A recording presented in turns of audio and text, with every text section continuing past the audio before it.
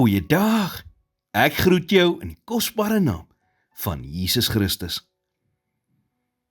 Daar is gewoonlik twee dinge wat mense van hulle gemoedsrus beroof. Die eerste ding is die verlede. Ons almal maak foute. Selfs die mense wat jy bewonder en dink nooit foute maak nie.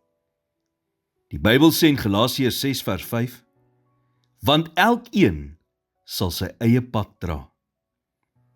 Die King James Version sê, for every man shall bear his own burden.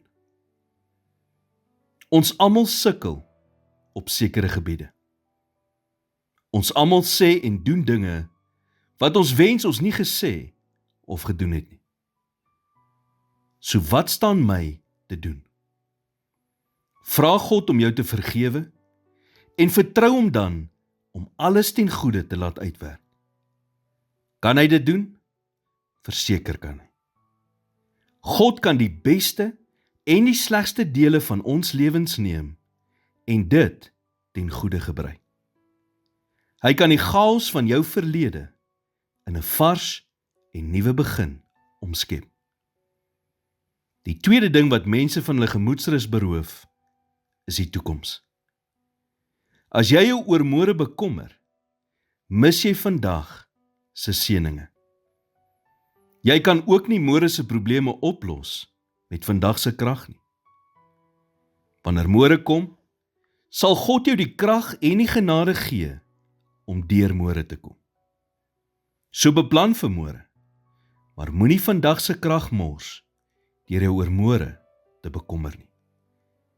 En as jy oorweldig word met al die wat as vra, stop en oorweeg net vir 'n oomblik hierdie woorde uit die mond van Jesus in Matteus 6 vers 31 tot 33.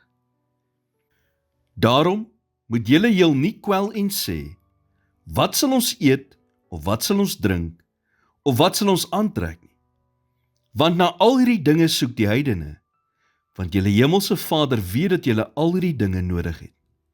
Maar soek eers die koninkryk van God en sy geregtigheid, en al hierdie dinge sal vir julle bygevoeg word. Iemand het eendag gesê, wanneer jy jou daaglikse taak voltooi het, kan jy in vrede gaan slaap, want God bly wakker. Here, vandag sit ek my verlede in U hande. Ek gee U my foute, spyt en die pyn wat ek dra. Dankie vir die genade wat my onderhou het. Ek gee U ook my toekoms. Lei my stappe, maak deure van geleenthede oop en gee my die wysheid om te wandel in die doel waarvoor U my geskep het. In Jesus naam bid ek dit. Amen.